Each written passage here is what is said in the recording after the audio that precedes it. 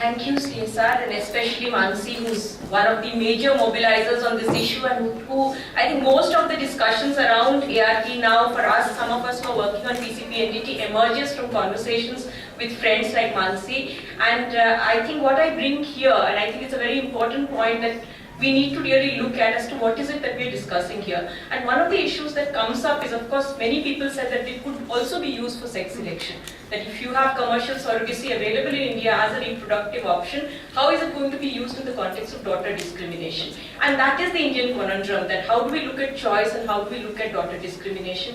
And that's the first thing that I would like to raise here.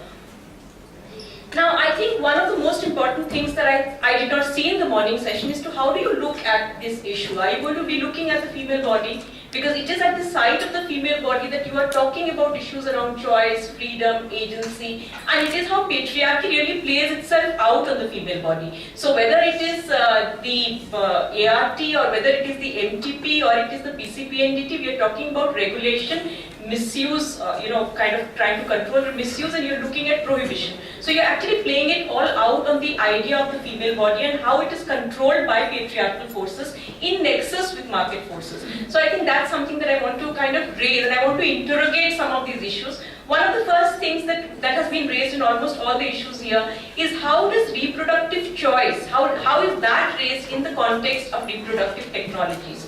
We tend to assume that reproductive options available through technology is somehow choice for women. I mean, we did see from the dais people talking about informed and informed choice, empowered choice, as if all these technology that is available to us is actually reproductive options and choices for women. So I think the understanding around reproductive choice needs to be contextualized around women's right to choose when to have children, how to have children, whether not to have children, and that has to be from a larger understanding of how choice plays out in the day-to-day planning of families, planning of gender, planning of sexuality. But somehow, I don't think we are doing that. We seem to concentrate on reproductive technologies as actually the reproductive choice for women. So I just want that to be taken into context here. Now we come to reproductive freedom.